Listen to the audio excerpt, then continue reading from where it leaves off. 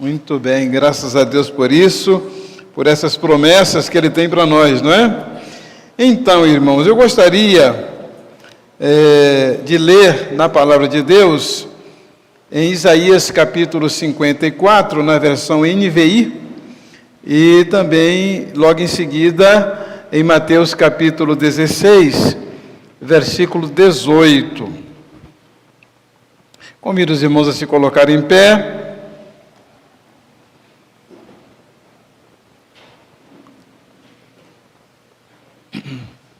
Em Isaías 54, 17, diz assim: nenhuma arma forjada contra você prevalecerá, e você refutará toda língua que a acusar.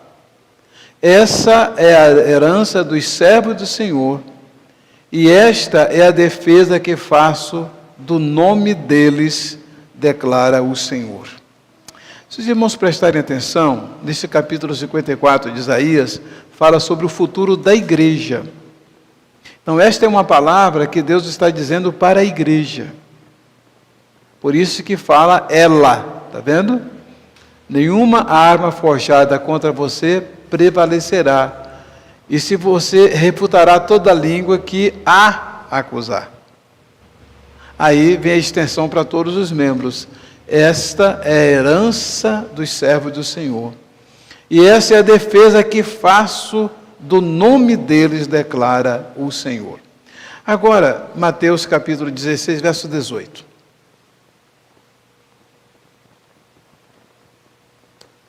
E eu digo que você é Pedro, e sobre esta pedra edificarei a minha igreja, e as portas do Hades não poderão vencê-la. Amém? Podem sentar, meus irmãos. Essa música que a Larissa acabou de cantar é a introdução, né, para as promessas de Deus para nós. A promessa de Deus para a igreja, de que o povo de Deus sempre será vencedor. Está todo mundo ligado aí? Todo mundo ligado? Ok. Todo mundo prestando atenção? Beleza. Então, meu irmão, você faz parte desta igreja. Então você faz parte dessas promessas. Essas promessas são para você também. Para cada um dos filhos de Deus. Há 38 anos, quando esse grupo começou, um grupo tão pequeno, não se tinha muita ideia do que iria acontecer. Lá no bairro Promissão, perto ali do centro da cidade, perto da rodoviária, quase em frente à casa do irmão Higino, e aí Deus foi abençoando, que depois 2 lotes foram comprados aqui. Foi erguido aquele templo que foi construído com a ajuda dos americanos. E aquele grupo fiel que se tem mantido aqui ao longo de todos esses anos, a despeito de todas as lutas, de todas as adversidades, vidas pelas quais damos muitas graças a Deus. E também os irmãos que chegaram depois e que fazem parte desse momento tão abençoador. É importante, meu irmão e minha irmã, que você tome posse dessas promessas. De que a cruz de Cristo jamais será vencida. De que Jesus jamais será derrotado. De que a igreja do Senhor Jesus jamais será destruída. Meus irmãos, no princípio do cristianismo, a igreja teve de lutar contra a perseguição dos judeus, dos fariseus, dos saduceus, daquela organização religiosa ali existente, mas também lutar contra o Estado, o Império Romano. A igreja foi severamente perseguida, punida, apedrejada, morta, crucificada, jogada à cova dos leões, jogada à arena para os leões devorarem aquelas pessoas. Pessoas foram queimadas vivas até a morte. mas a igreja do Senhor Jesus prevaleceu. Sempre houve desentendimento, houve conflito, houve opinião diferente, houve discórdia, houve divisão, mas a igreja do Senhor Jesus permanece, continua viva, atuante. E ao completarmos esses 38 anos, irmãos, precisamos realmente agradecer a Deus, porque Ele nos trouxe até aqui. E à noite nós vamos falar, Ebenezer, até aqui nos ajudou o Senhor. Mas agora eu queria trazer essa palavra de ânimo para os irmãos, de esperança, de que você que faz parte da igreja do Senhor Jesus, a vitória lhe está assegurada. A garantia do Senhor é que ninguém vai vencer você. Não importa as acusações que façam contra você, não importam as perseguições que você venha a sofrer, nada disso vai prevalecer. Isso está em Isaías 54, 17. Em Mateus 16, 18 vai dizer o quê? Que as portas do Hades, Jesus fala, eu edificarei a minha igreja. Então a igreja do Senhor Jesus foi, está sendo e será finalmente edificada por Ele. Nós fazemos parte desse processo. E a promessa de Jesus é de que as portas do Hades, outra versão diz as portas do inferno. Há quem pense, e até atribua esta palavra de Jesus, as portas do inferno, como se o inferno, lugar onde Satanás habita, estivesse lutando contra a igreja. Não é esse o sentido. Ainda que se fale isso e que a gente entenda que isso possa estar acontecendo. Só que, irmãos, inferno não luta contra ninguém, não. Há pessoas que pensam que Satanás está lá no inferno para receber aqueles que se perdem. Não, irmãos. Satanás ainda não está no inferno. No inferno estão aqueles que se perderam, aqueles que não aceitaram Jesus. Não tem nada de Satanás estar espetando a pessoa lá com um tridente, ou a pessoa queimando e Satanás rindo lá no meio, não. Satanás ainda está aqui, ele ainda não foi lançado no lago de fogo. Então, quando a gente fala inferno, a gente não está falando daquele lugar, mas nós estamos falando das hostes espirituais da maldade, os anjos que são comandados por Satanás, que lutam contra a igreja. E aí quando fala as portas do Hades, vocês perceberam que não está dizendo que não é o Hades? A palavra Hades significa mundo dos mortos, o outro lado da vida, sepultura, ou do outro lado da sepultura. E quando fala portas do Hades, ou portões do inferno, então vocês estão vendo que não é o inferno que luta aí, não é o Hades que luta, mas o que acontece por causa da igreja de Jesus. Qual é a ideia aí? Está dizendo o quê? As portas do Hades. O que o escritor tem em mente? Ou naquele tempo? Do lado de fora estão aqueles que querem atacar a cidade. Do lado de dentro, além das portas, estão aqueles que tomam as decisões. E lá acontecem as mais diferentes decisões para o bem ou para o mal. Então ele está dizendo que não haverá porta que vai impedir que a igreja de Jesus avance. Este é o significado. Não é pelo crente correr risco de vida, daí as portas do Hades, e nem também pelo que é tramado lá dentro, a favor ou contra a igreja do Senhor Jesus Cristo. Que a igreja sempre haverá de prevalecer. Há uma história que os irmãos já ouviram muitas vezes, e eu quero recordá-la aqui, que diz que o demônio, o chefe dos demônios, reuniu todos os seus líderes e liderados para que eles dessem relatório do seu trabalho. Então, houve um que chegou e disse, olha, tinha uma igreja reunida ali, e eu taquei fogo nela, movi lá uma perseguição, acabei, morreu todo mundo. Aí o chefão lá falou assim: idiota, você só fez foi promover a ida dele logo para o céu, para o lugar de bem, de um bem bom. Perdemos a nossa chance. Aí o outro falou assim: não, mas eu tenho um relatório melhor. Eu consegui espalhar, acabei com aquela igreja, o povo espalhou. O outro falou, aí o chefão falou: idiota, onde cada um daqueles crentes for agora, eles vão abrir uma igreja, vão pregar o evangelho, piorou a situação. Aí o outro falou: olha, não tem uma notícia muito boa não.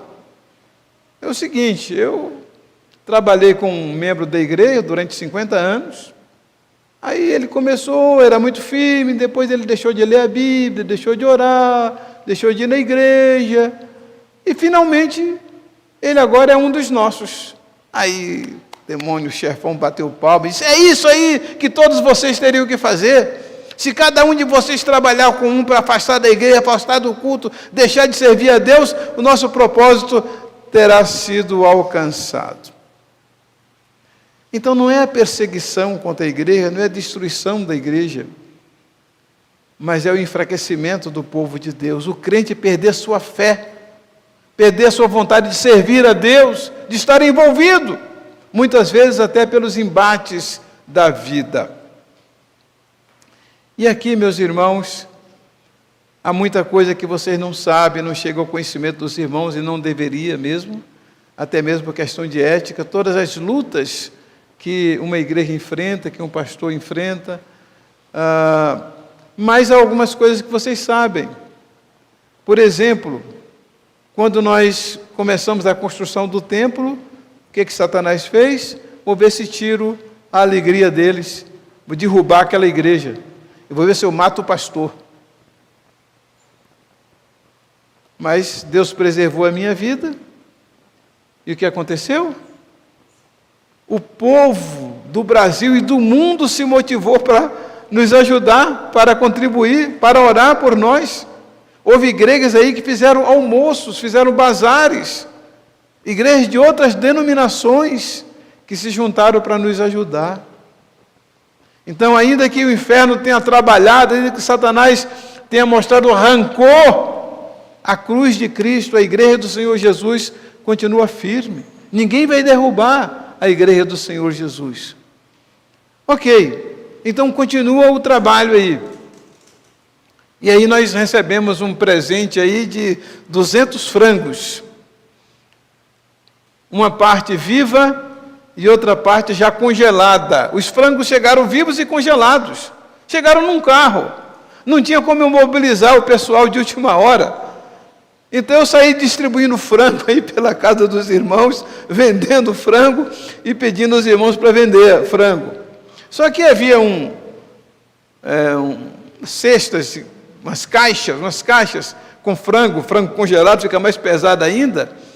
E então, no que eu vou pegar aquelas caixas, eu tenho o esmagamento de uma das áreas da minha coluna. E aí, a partir dali, eu já comecei a ficar ruim e fiquei de um modo, meus irmãos, que eu não conseguia sequer mover um pé, um músculo. Tentava andar de 4, em casa eu estava andando de 4. De noite eu não conseguia me virar na cama. E aquela situação toda de vai para um médico, vai para outro, faz um exame doloroso daqui, outro dali, sofrimento, eu não conseguia levantar o pé 1 centímetro, levantar a perna para dar não conseguia. E então eu liguei para um amigo meu que é médico, expliquei a situação para ele, porque os outros médicos iam lá, ele me entupiu de remédio, mas meu problema não era sentir dor, meu problema era não poder me movimentar. Então, o que aconteceu? Esse médico falou: pastor, venha para cá agora. Cheguei lá, que ele olhou os exames, as radiografias, e falou: pastor, o senhor tem que ser internado agora, senão o senhor vai perder sua perna esquerda. Era dor, assim, dor trucidante, alucinante mesmo. Então eu fui internado, fiz a primeira cirurgia, voltei melhor, mas com a perna toda dormente, e ainda sentindo dores, não iguais àquelas. E então eu tive que fazer uma infiltração, não deu certo, não resolveu, e eu tive que fazer uma segunda cirurgia da coluna. Meus irmãos, não é brinquedo não, tá? É muito difícil, isso aí. E a segunda cirurgia eu fiz durante a pandemia. Olha o risco, né, de contrair um vírus lá, e ir para tratar de uma coisa e voltar com outra, né? Mas Deus mais uma vez preservou a minha vida. Eu estou bem melhor, não sou mais 100% do que era em relação à coluna. Tenho que tomar remédio quase que todos os dias ainda, e a minha perna esquerda ainda tem uma boa parte dormente. Foi a sequela dessa construção, desta obra. Mas eu vejo nisso também o quê? Todos os meios, não posso dizer que tenha sido Satanás que tenha feito isso, até mesmo porque a responsabilidade de pegar o peso foi minha, mas a gente vê o quê? As diversas circunstâncias que a gente é envolvido para que a obra não prossiga, para que o reino de Deus não prevaleça. Mas o hino que nós vamos cantar daqui a pouco, eu quero chamar já a equipe de louvor para estar conosco, é que diz que a cruz ainda firme está, e para sempre. Eu queria que os irmãos projetassem a letra aí, que eu quero fazer um pequeno, que é inabalável esse hino do cantor cristão, o título dele. Mostra a letra ali, a primeira estrofe. A cruz ainda firme está, e para sempre ficará, pois o inferno trabalhou, Satanás arrancou, mostrou, mas ninguém a derrubou, e nem há de derrubar. Aleluia pela cruz. Damos glórias a Deus, porque o Senhor Jesus continua vitorioso. A cruz de Cristo não é a lembrança de que Ele morreu por nós, de que deu a vida por nós, e de que sempre seremos vitoriosos. Nós vamos cantar este hino, convido os irmãos a ficarem em pé. Vamos cantá-lo agora pela manhã, e vamos cantá-lo à noite também, como esse momento especial da vida da nossa igreja, de que a igreja do Senhor Jesus sempre prevalecerá. A cruz do Senhor Jesus sempre será vitoriosa.